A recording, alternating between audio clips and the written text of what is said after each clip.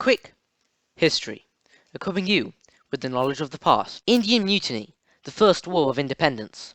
The Indian flag, a sepoy, a rifle, and a British soldier. India's rebellion.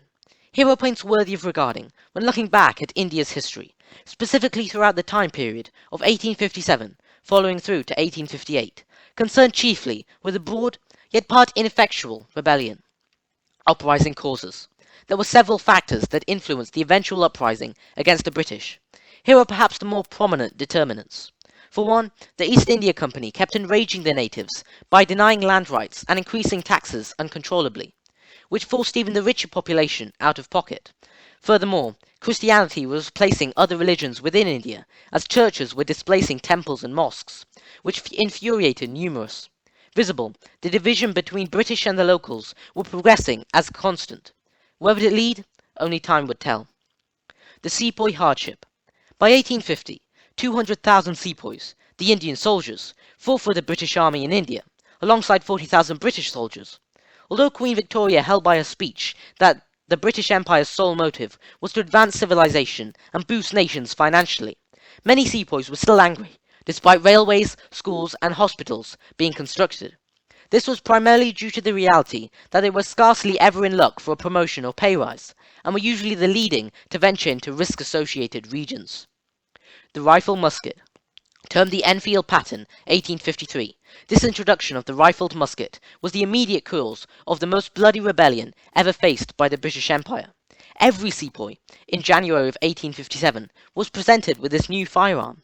However, loading the cartridge, which contained the bullet and the gunpowder, was an intricate matter. First, to access the gunpowder, the cartridge, suspected to be greased with pork and beef fat, was to be opened by the soldier's teeth. As various soldiers were Hindus and Muslims, this part consumption of beef and pork respectively was most disagreeable and offensive. One man, identified Mangal Pandey, persisted to convey action. The revolt's beginnings. On March 29, 1857, the sepoy Mangal Pandey attacked British officers in Barrackpore, objecting to the cartridges proposed. In turn, Mangal Pandey was sentenced to death, later becoming a modern hero for India today.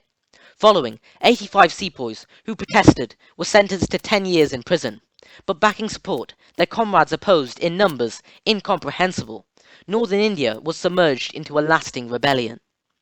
Mutiny Expansion. In response to rebellions from Delhi and Cawnpore through to Lucknow, both the British and the native soldiers behaved ruthlessly. For example, there were punishments such as being blown from a barrel gun. Poems and paintings alike demonstrated the monstrosities of the happenings. The aftermath. After 2 years in total, peace was declared on the 8th of July, 1858.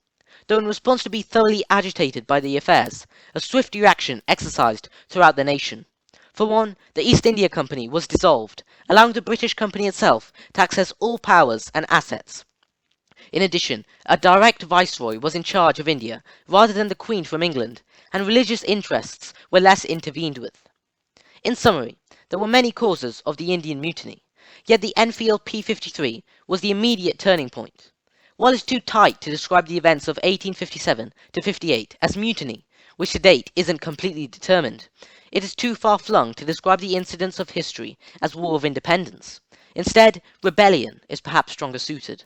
This begs the question, what happened in the ensuing 100 years, leading to full independence?